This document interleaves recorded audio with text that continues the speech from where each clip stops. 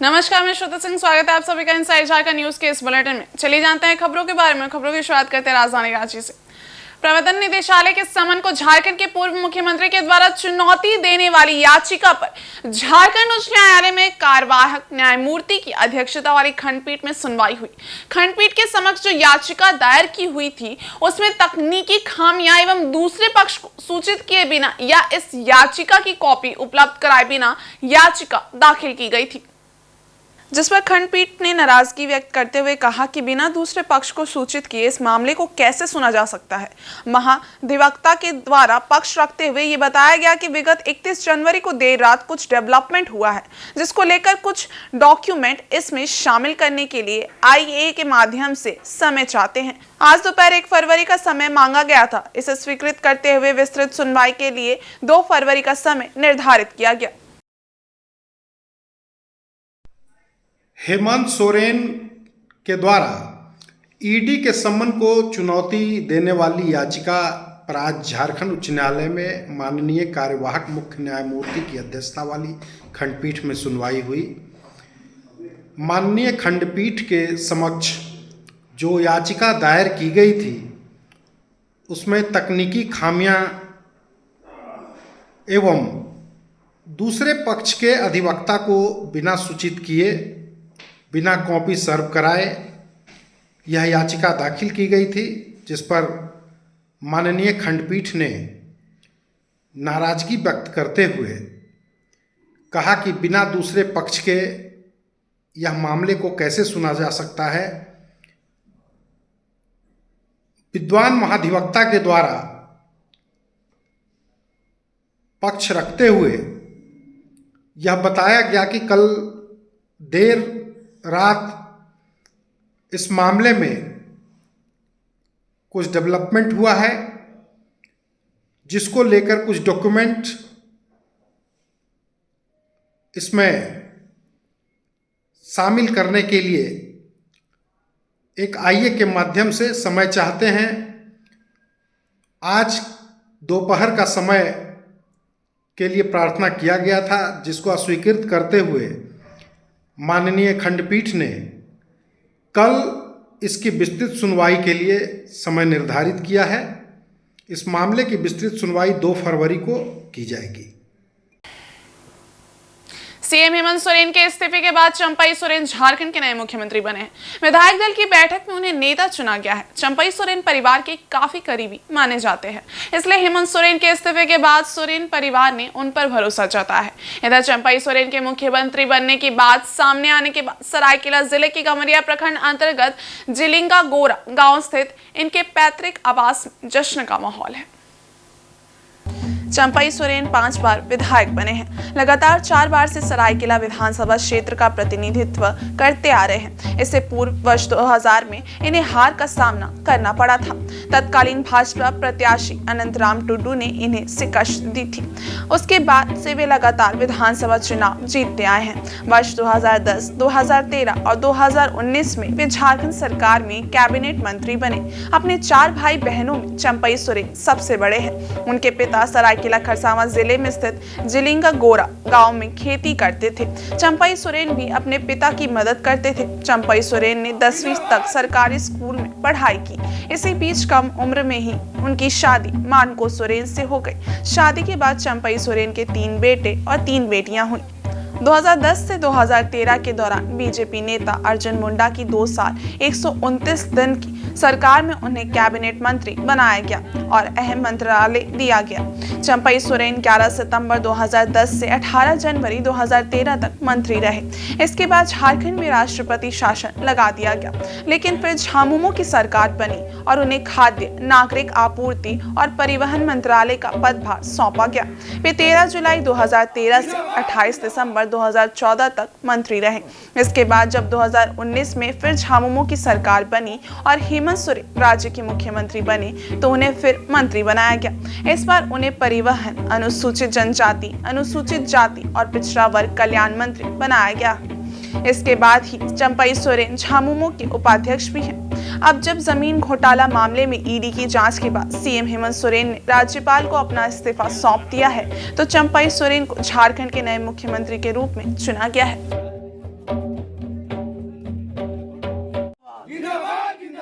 नहीं था हम लोगों का। एक तो 24 इंच साइकिल था, उसी तीनों भाई इधर उधर घूम रहे थे। गांव का भी कम संभालना पड़ता, खेती बाड़ी करके ही हम लोग जी रहे थे। कुछ नौकरी चाकरी तो नहीं था हम लोग का। गांव में उस समय हम लोग के बच्चा के समय तो स्कूल भी नहीं था। हम लोग धीरे धीरे अपने से बनाया, गांव का लड़का लोग मिल के फिर मट्टी का स्कूल और गांव घर पीड़ा के बारे में पढ़ते थे। बहुत ईमानदार और सच्चाई के रास्ता में चला है, तब जाके ना बना है। हर सारा चीज़ गुरुजी का बारे में बता रहा।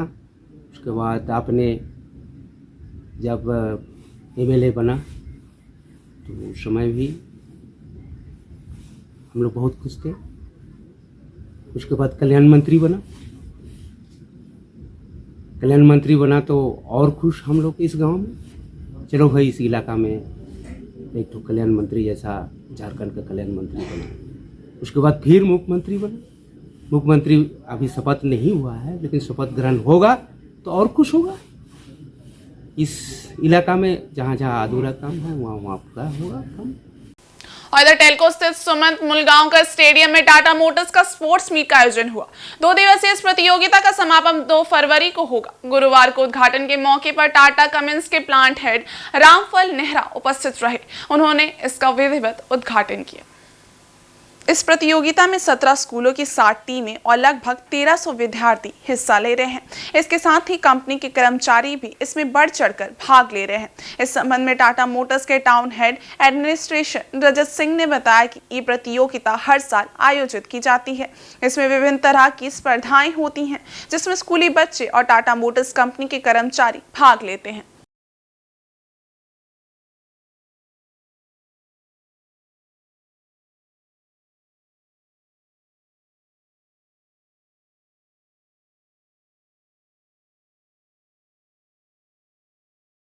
यह 75वां एनुअल एथलीट है और स्कूल्स का 45वां ये हर साल आयोजित किया जाता है। इसमें हमारे 16 स्कूल, 17 स्कूल्स और 7 टीमें भाग ले रही हैं। इसमें अराउंड 1300 से 1400 बच्चे और हमारे कंपनी के एम्प्लॉइज एक साथ मिलकर के इस इवेंट में रहते हैं और इस गेम को हर साल टाटा मोटर्स आयोजित करती है। आज मुख्य अतिथि के तौर पर हमारे टाटा कमिंस के प्लांट हेड श्री रामफल नेहरा जी आए थे। इन्हीं के द्वारा आज ये इनॉग्रेशन का प्रोग्राम किया गया। वहीं झारखंड के निवर्तमान मुख्यमंत्री हेमंत सोरेन को ईडी द्वारा गिरफ्तार किए जाने के विरोध में गुरुवार को आदिवासी मूलवासी संगठनों द्वारा घोषित किए गए बंदी का आंशिक असर सरायकेला जिले के राजनगर में देखने को मिला। आदिवासी मूलवासी संगठन से जुड़े लोगों ने गुरुवार सुबह राजनगर चाईबासा मुख्य मार्ग पर मुरुमडीह पुलिया के पास सड़क जाम करते हुए टायर जलाकर अपना विरोध जताया। तकरीबन 2 घंटे तक सड़क पर आवागमन बाधित रहा। बाद में स्थानीय राजनगर पुलिस और प्रशासनिक अमले के पहुंचने के बाद जाम खाली कराया गया। सड़क जाम कर विरोध कर रहे लोगों ने कहा कि साजिश के तहत झारखंड के मुख्यमंत्री हेमंत सोरेन को फंसाने का काम किया गया है, जिसका आदिवासी मूलवासी समाज पुरजोर विरोध करता है। संगठन द्वारा राज्य में उत्पन्न हुई राजनीतिक संकट के लिए केंद्र को जिम्मेदार ठहराया गया। जिंदाबाद जिंदाबाद आदिवासी एकता जिंदाबाद जिंदाबाद जिंदाबाद। जो आदिवासी से टकराएगा ये तो सरासर बीजेपी का साजिश है। ठीक है, हम लोग का सीएम एसटी या संथाली से आते हैं, है ना, तो इसको इतना प्रताड़ित किया जा रहा है। ईडी फीडी लानपन। हम एक चीज कहना चाहते हैं, उधर ये महाराज में भी बीजेपी कहीं भी आपका ये किए हैं, उसका शासन चल रहा है, वहाँ ईडी क्यों नहीं हो रहा है? पश्चिम बंगाल देखिए, आपका झारखंड देखिए, वहाँ ईडी है। बिहार देखिए, वहाँ ईडी है। और दूसरे राज्य में जहाँ आपका बीजेपी का ये राज चल रहा है, यानी कि कोई भी राज्य में बीजेपी का मुख्यमंत्री है, वहाँ ईडी नहीं है। और झारखंड के पूर्व मुख्यमंत्री हेमंत सोरेन की गिरफ्तारी के विरोध में झारखंड छात्र मोर्चा और एनएसयूआई के छात्र संगठन ने जमशेदपुर के विभिन्न कॉलेजों में घूम घूम कर कॉलेज को बंद कराया और जमकर नारेबाजी की। छात्र संगठन का कहना है कि जिस तरीके से केंद्र सरकार ने साजिश के तहत लोकप्रिय मुख्यमंत्री को ईडी के द्वारा गिरफ्तार किया गया है, इसका हम विरोध कर रहे हैं और ये विरोध आगे भी जारी रहेगा।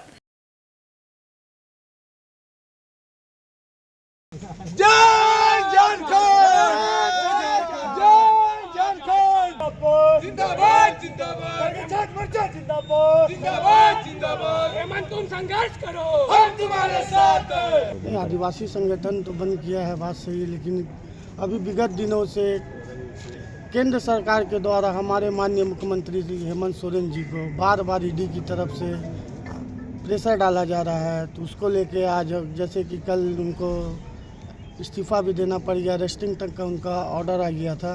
तो उसी को लेके आज हमारे झारखंड छात्र मोर्चा और NSY की विंग ने कॉलेज वगैरह में बंद कराने का काम किया है।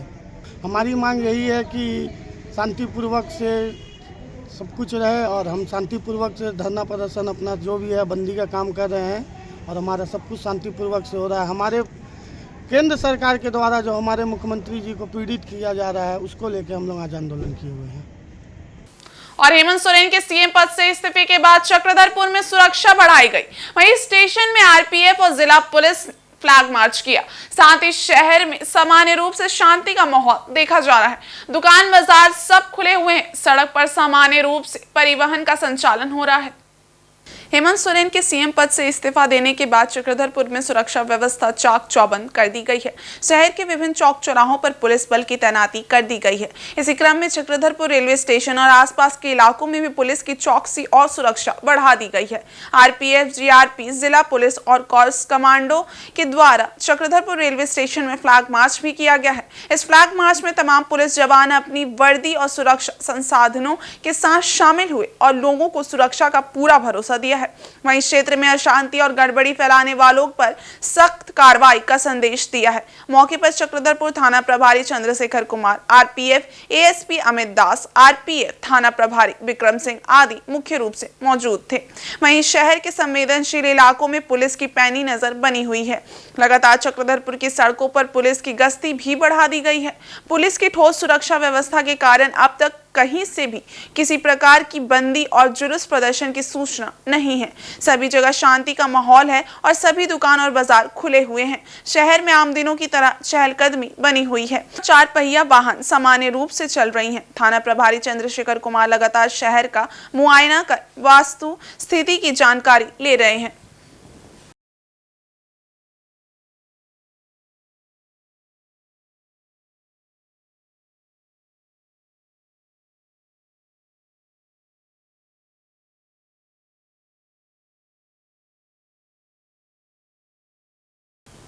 वहीं सहारा इंडिया ठगी पीड़ित जमाकर्ता एकता मोर्चा के द्वारा सहारा के निवेशकों के पैसे वापस किए जाने की मांग को लेकर जिला मुख्यालय के समक्ष 1 दिवसीय धरना दिया गया।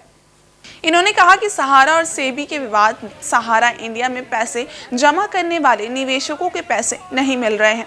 ऑनलाइन प्रक्रिया इतनी जटिल है कि लोग इस प्रक्रिया को पूर्ण ही नहीं कर पा रहे हैं। इन्होंने कहा कि गरीब तबके के लोग पाई बचाकर सहारा इंडिया में जमा कर रहे थे ताकि उनके बच्चों को बेहतर शिक्षा मिल सके, लेकिन हुआ इसका उल्टा और पैसों की लूट की गई। इसके खिलाफ इनके द्वारा आज सांकेतिक धरना दिया जा रहा है। अगर केंद्र सरकार निवेशकों के पैसे जल्द से जल्द वापस नहीं करती है तो सभी सड़क पर उतरकर आंदोलन शुरू कर देंगे। गरीबों का पैसा वापस करो, सहारा इंडिया हाय हाय, केंद्र सरकार हाय हाय। के चैनल के माध्यम से मेरा सभी को जोहार रहेगा। हम यही बोलना चाहते हैं कि आज जेबीकेएस के द्वारा ये सहारा पीड़ितों के लिए जो भी पैसा भुगतान का मामला है के लिए आवाज उठाए हैं सारे दादा भाई दीदी बहन मिलके, सारा सबको एक साथ मिलके केंद्र सरकार या वर्तमान सरकार जो भी है हम उनसे यही बोलना चाहता है कि सहारा इंडिया सबसे बड़ा चोर है। केंद्र सरकार और सहारा इंडिया मिलके आज ठगी का शिकार कर रहे हैं गरीब मजदूरों को। कितनी माँ, कितनी बहन और कितने दादा भाइयों का पैसा इसमें लगा हुआ है कि जिसके चलते आज सहारा इंडिया जो पैसा वापस नहीं किए, जिसके चलते आज गरीबों का, किसी की बेटी की शादी रुक गई है, किसी बच्चे का पढ़ाई, भविष्य, पूरा एजुकेशन उसी पे टिका हुआ है। कितनी माँ तो ऐसी है कि अपने पति को बिना बताए ये पैसा 2 पैसा रखते थे कि अपना परिवार के आगे भविष्य को हम बना सके, किसी तरह अपने बाल बच्चों को एजुकेशन दिला सके। इस तरह से पेट काट के आज गरीबों का पेट काट के उन्होंने पैसा जमा किया और सहारा आज ठगी करने का ये काम कर रहा है गरीबों के कारण। इस तरह का तो केंद्र सरकार जिम्मेदार है पूरा इसमें। इस तरह से कहीं ना कहीं वो भी दोषी है। हम उनको यही बोलना चाहते हैं कि जितने भी गरीब पीड़ित हैं सहारा के द्वारा उनको पूरा पैसा वापस मिलना चाहिए। हम लोग आज सहारा का भुगतान के लिए एक आवाज उठा रहे हैं। ये लोग पैसा देने का मनसा नहीं है, पूरा केंद्र सरकार भी और सहारा भी पूरा मिला हुआ है। इसीलिए हम लोग आज आवाज उठा रहे हैं। ये जमशेदपुर में और जमशेदपुर से पूरा जिला लेवल तक आवाज उठाएंगे और जिला लेवल से पूरा झारखंड लेवल तक आवाज उठाएंगे। और झारखंड लेवल से आप लोग मीडिया बंधु से अनुरोध है, अब झारखंड से और बाहर भी आवाज दिलाइए और पूरा हिंदुस्तान लेवल तक फैलाइए। और जब आप लोग की सहयोग नहीं होगा, पूरा ईमानदारी से आप लोग भी सहयोग कीजिए हम लोग का और पूरा हिंदुस्तान लेवल तक आवाज हम लोग का पहुंचाइए। और हम लोग का ये गरीबों का पैसा दिलाने का एक माध्यम बनेगा। आपका तरफ से माध्यम होगा तो हम लोग का गरीबों का पूरा पैसा मिलेगा। इसीलिए आज हम लोग इस जिला अधिकारी कार्यालय पर उपस्थित हुए हैं और धरना प्रदर्शन कर रहे हैं। और आगे भी हम लोग अभी चेताने के लिए आए हैं, अगर आप लोग भुगतान नहीं कीजिएगा तो इससे बड़ा आंदोलन होगा और पूरा रोड जाम भी होगा और पूरा उसमें केंद्र सरकार का जिम्मेदार होगा और ये पूरा प्रशासन जिम्मेदार होगा। इसीलिए हम लोग आज चेताने के लिए आए हैं और ये डीसी ऑफिसर को महोदय को ज्ञापन सौंपने के लिए आए हैं कि हम लोग का गरीबों का पूरा पैसा देना होगा। और कितना गरीब आदमी बेचारा ये भी हो गए हैं, देहांत हो गया उनका, एजेंट भाई लोग भी भागा फिर रहे हैं। और झारखंड सरकार द्वारा चलाई जा रही आबू आवास योजना की सूची बनाने में त्रुटियां हुई हैं। त्रुटियों को सुधारने की मांग को लेकर गुरुवार को चक्रधरपुर प्रखंड कार्यालय परिसर चक्रधरपुर मुखिया संघ द्वारा 1 दिवसीय धरना प्रदर्शन किया गया, जिसका नेतृत्व मुखिया संघ के अध्यक्ष सुरबुड़ा पंचायत के मुखिया जंगल सिंह गागराई ने की।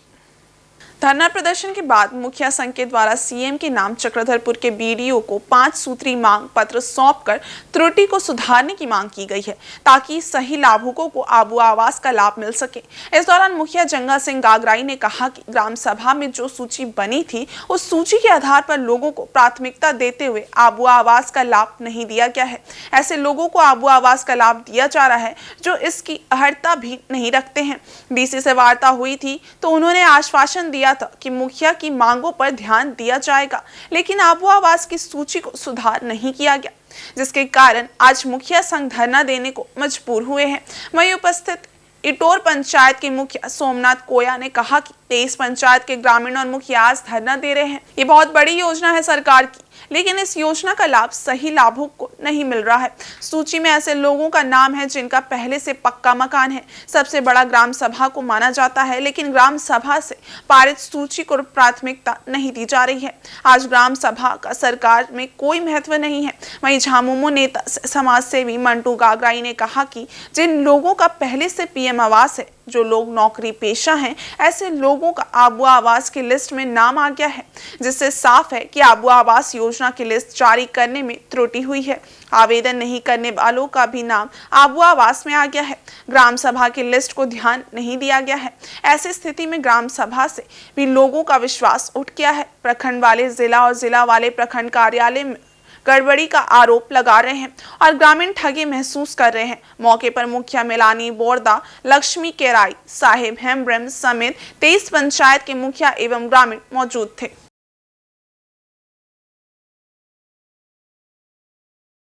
अच्छा, वेरिफिकेशन के बाद में जो ग्राम स्तर में ग्राम सभा में जो सूची बना, अच्छा, उस सूची के आधार पर कहीं भी चयन नहीं हुआ है, जिसके हम लोग विरोध करते हैं। देखिए, कोई गांव में एक भी आवास नहीं है, एक भी आवास नहीं है, एकदम नील है। कहीं कहीं आपका लाभुक को एसटी को ओबीसी बना दिया गया है, ओबीसी को जनरल बना दिया गया है। ये है, इसको सुधारा जाए।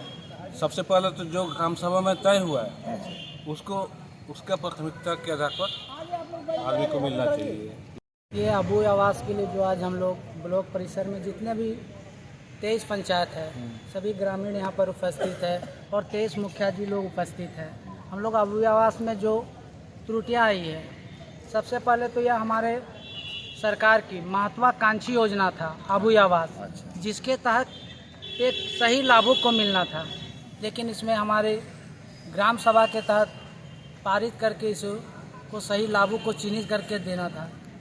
ये गाइडलाइन में भी है सरकार की, लेकिन ये त्रुटियां ऐसे आई, इसमें काफ़ी सारे त्रुटियां हैं। जैसे पहला तो हमें जिस लाभुक को हम लोग ग्राम सभा में पारित कर चिन्हित कर देना था, जिनका घर भी नहीं है, जो प्लास्टिक बिछा के रह रहे हैं, उस लाभुक को हम लोग ग्राम सभा में पारित कर मुखिया जी लोग मुंडा जी का अध्यक्षता में ग्राम सभा कर चिन्हित किए। उस लिस्टिंग के तहत हम लोग को ब्लॉक में दिए, लेकिन उसके तहत ये नहीं बन पाई ये लिस्ट। अब ये लिस्ट की त्रुटि कहाँ से आई, जल्दबाजी में हुई या किसी तरह से हुई, या ब्लॉक परिसर में हमारे अधिकारी कर्मचारी या जिला से कहाँ से त्रुटि, अभी तक हम लोग मांग कर रहे हैं। हम लोग सारे चीज़ करने के बाद ब्लॉक परिसर में हम लोग दिए, सौंपे अधिकारी को कर्मचारी को, तो वो सिस्टम से लिस्ट बनना था, जिसके नहीं बना, जिसके तहत सही लाभुक तो हमारे बेघर हो जा रहे हैं। और जब हम लोग गांव में जाते हैं तो हमारे लाभुक, हमारे गरीब देख के लोग कहते हैं कि अबू आवास महत्वाकांक्षी योजना है। अब जब इनको मिलना था, जब हम लोग के रहने के बावजूद ग्राम सभा के तहत सही लाभुक को हम लोग चिन्हित कर नहीं दे रहे, तो गांव में हम लोग का जनप्रतिनिधि साथ या हमारे जो ग्राम सभा का तो वैल्यू जीरो हो गया। आज गांव में लोग कह रहे हैं कि हम लोग को घर नहीं है और चिन्हित करके दे रहा, तो हमारी जो प्राथमिकता होनी चाहिए, प्राथमिकता सूची जो बनी है आज, वो प्राथमिकता सूची को देखने से लगता है जिनको पहला मिलना चाहिए, जिनका घर नहीं, उनका लिस्ट का नाम ऊपर में है, और जिन लाभुक को थोड़ा सा सक्षम योग्य है उनको भी मिलना चाहिए, लेकिन उनका सेकंड लिस्ट में नाम होना चाहिए। है कि जैसे कि हम लोग को पहले अबू आवास का जो सरकार आपके द्वार में जो हम लोग को जितना भी लाभुक जो है आवेदन जो दिया गया था, तो सब आवेदन से यहाँ में लाभुक चयनित हुआ है, ठीक ना। और इसमें जो है वेरिफिकेशन भी किया गया है। तो कुछ जो आवेदन ऐसे भी है इसमें अबू आवास में आया है, जो कि उसका पूर्व से PM आवास है उसका, और कुछ ऐसे भी लाभुक का उसमें सीरियल नंबर में है कि जो नौकरी पेशा कर रहे हैं। और वैसे वैसे लाभुक हम लोग को बोल रहे हैं कि हम लोग का आप लोग जियो टैग नहीं किए हैं, और जिसका PM आवास बना हुआ, जिसको नौकरी कर रहा है, उसका आप लोगों ने जियो टैग किया गया है। तो वहाँ पर स्वयं सेवक लोग कहना है कि नहीं, ये तो मुखिया जिसको बोल रहा है उसका ही जियो टैग कर रहा है, जबकि इसमें मुखिया का कोई भूमिका नहीं है। गड़बड़ी तो प्रखंड वाले कहते हैं जिला, जिला वाला कहते हैं प्रखंड, तो गड़बड़ी कहाँ से हुआ। यहाँ ऐसे ऐसे लाभुक भी है जो अब सरकार आपके द्वार में आवेदन भी नहीं किए, वैसे लाभुक का भी नाम है। और हम लोग का जो गड़बड़ी आखिर हुआ, जो हम लोग सोमनाथ जी ग्राम सभा है, ग्राम सभा में भी ये चीज़ हम लोग का आधार से नहीं हो रहा है। और इधर जमशेदपुर प्रखंड के पूर्वी कालीमाटी पंचायत के मुखिया प्रभुराम मुंडा के द्वारा अपने पंचायत के ग्रामीणों को रोग मुक्त रखने को लेकर योग शिविर का आयोजन किया जाएगा, जिसको लेकर पंचायत भवन में पतंजलि के द्वारा पंचायत के लोगों के साथ बैठक कर योग के गुण के बारे में जानकारी दी गई। वहीं अतिथियों के द्वारा ग्रामीणों को योग के फायदे के बारे में जानकारी दी गई। वहीं योग से हर रोग से मुक्ति मिलेगी, जिसकी शुरुआत पूर्वी कालीमाटी पंचायत में फरवरी महीना से हर रोज सुबह पतंजलि के योग शिक्षकों के द्वारा ग्रामीण लोगों को योग कराया जाएगा, जिससे कि ग्रामीण क्षेत्र के लोग योग कर निरोग रहेंगे। वहीं मुखिया प्रभुराम मुंडा ने कहा कि पंचायत के लोग रोग मुक्त हो, इसके लिए पतंजलि के योग शिक्षक के द्वारा योग कराया जाएगा, जिससे कि ग्रामीण क्षेत्र के लोग योग कर रोग मुक्त हो जाएंगे। आज जो है पतंजलि परिवार की ओर से हमारे योग से संबंधित जो है गांव के ग्रामीणों को जागरूकता दिया जा रहा है।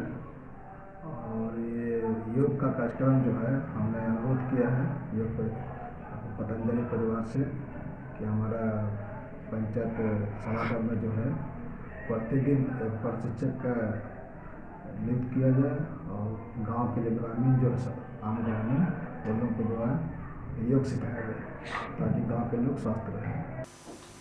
और उधर पोटका में +2 उत्क्रमित उच्च विद्यालय चाकड़ी में विद्यालय स्तर पर आयोजित परीक्षा पर चर्चा कार्यक्रम के तहत प्रखंड विकास पदाधिकारी अभय कुमार द्विवेदी ने छात्र छात्राओं, अभिभावकों एवं शिक्षक शिक्षिकाओं से संवाद कर रूबरू हुए। मौके पर पारंपरिक रीति रिवाज से प्रखंड विकास पदाधिकारी, प्रखंड आपूर्ति पदाधिकारी, प्रखंड निर्वाचन पदाधिकारी एवं कोवाली थाना के इंस्पेक्टर धीरज कुमार का विद्यालय में स्वागत किया गया। संवाद कार्यक्रम में छात्र छात्राओं ने परीक्षा पर तनाव मुक्त होने के लिए प्रखंड विकास पदाधिकारी से कई सवाल पूछे। जवाब में प्रखंड विकास पदाधिकारी अभय कुमार द्विवेदी ने अपने व्यक्तिगत जीवन के हर पहलुओं को छात्र छात्राओं के बीच शेयर करते हुए कहा कि पूरा जीवन ही एक परीक्षा है एवं छात्र छात्राओं को मुस्कुराहट के साथ परीक्षा पर सफल होने के लिए सक्षम बनाना मेरे लिए भी एक परीक्षा का विषय है। उन्होंने छात्र छात्राओं को स्ट्रेस और टाइम मैनेजमेंट, लाइफ स्किल के साथ साथ परीक्षा में सफल होने के लिए कई गुण सिखाए।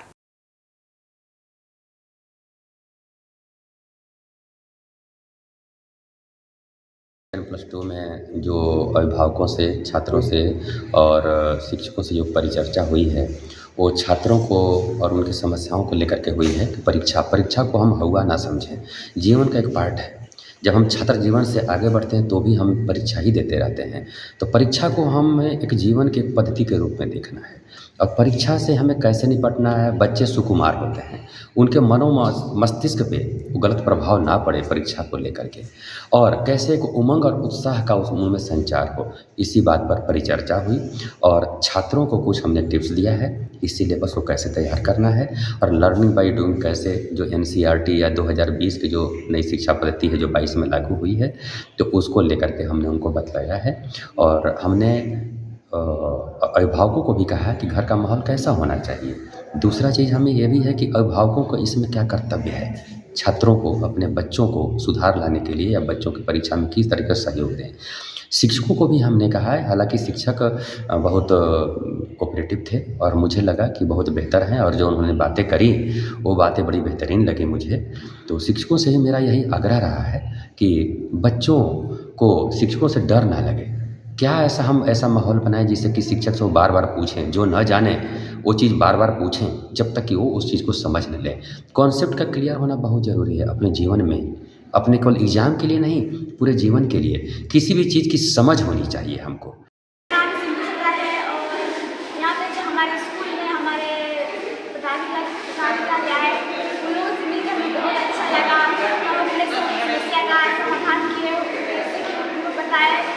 परीक्षा में लिखना है, क्या करना है क्या नहीं, बिल्कुल घबराना नहीं है, तो शांति माइंड से जाना है, अच्छे से एग्ज़ाम हॉल में कैसे बैठे इधर देखना नहीं है, किसी का कुछ भी चीज़ को लेकर किसी को ये नहीं करना है कि वो क्या कर रहा है क्या नहीं, खुद पर विश्वास करना चाहिए। लोग ऐसे हमें सजेशन दिए कि खुद का तैयारी खुद से ही करना होगा। वहीं बुधवार सुबह करीब 10:30 बजे मुंबई हावड़ा मुख्य रेल मार्ग चक्रधरपुर रेलवे स्टेशन के पास डुमरडीहा रेलवे फाटक के करीब मालगाड़ी की चपेट में आने से एक अधेड़ की मौत हो गई। घटना के बाद पुलिस द्वारा रेलवे ट्रैक से मृतक के शव उठाकर पोस्टमार्टम के लिए चक्रधरपुर अनुमंडल अस्पताल भेज दिया गया। मृतक की पहचान 57 वर्षीय सनातन प्रधान के रूप में किया गया है। जानकारी के मुताबिक चक्रधरपुर प्रखंड अंतर्गत पंसुआ गांव निवासी सनातन प्रधान मंगलवार की सुबह अपने निजी काम से डुमरडीहा गांव गया था। वापस रेलवे ट्रैक के रास्ते घर लौटने के दौरान वे मालगाड़ी की चपेट में आ गए, जिससे सनातन प्रधान की मौत हो गई। मौत के बाद चक्रधरपुर पुलिस घटनास्थल पर पहुंची और रेल पटरी में पड़े मृतक के शव को अपने कब्जे में लेकर पोस्टमार्टम के लिए चक्रधरपुर अनुमंडल अस्पताल भेज दिया। इधर घटना की खबर सुनकर परिजन अनुमंडल अस्पताल पहुंचे। इसके बाद कागजी कार्रवाई करते हुए पोस्टमार्टम करने के बाद शव को परिजनों के हवाले कर दिया गया। मृतक सनातन प्रधान की पत्नी बासंती देवी, बेटा नितेश प्रधान, बेटी जूली प्रधान है। बेटी का विवाह 1 वर्ष पहले हो चुका है। इस घटना में गांव में मातम पसर गया है। उधर मुसावनी स्थित सुरदा क्रॉसिंग में पंडित रघुनाथ मुर्मू मेमोरियल क्लब बेनासोल द्वारा टुसु मेला का आयोजन किया गया। इस मौके पर मुख्य अतिथि के रूप में विधायक प्रतिनिधि सह युवा मोर्चा झामुमो के जिला उपाध्यक्ष विक्टर सोरेन, विशिष्ट अतिथि के रूप में मुखिया सुकुर मुनि हेम्ब्रम आदि उपस्थित थे। मौके पर अतिथियों का फूलमाला पहनाकर स्वागत किया गया। तत्पश्चात अतिथियों ने टुसु प्रतिमा का अवलोकन किया। इस मौके पर लगभग 1 दर्जन टुसु प्रतिमा को प्रदर्शित किया गया। नृत्य मंडलियों द्वारा पारंपरिक नृत्य भी प्रस्तुत किया गया। इसे देखने दूर दराज से दर्शकों की भीड़ उमड़ पड़ी। अच्छा प्रदर्शन करने वाली टीम को कमेटी द्वारा पुरस्कृत भी किया गया।